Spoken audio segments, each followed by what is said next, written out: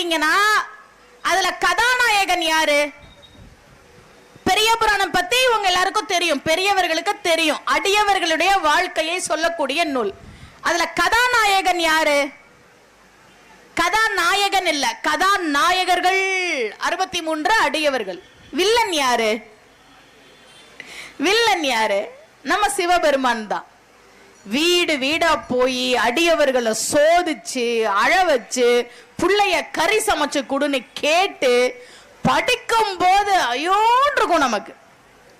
சிவபெருமான் சோதிக்க கூடியவர், திருவிளையாடல்களை நிகழ்த்தி காட்டக்கூடியவர்.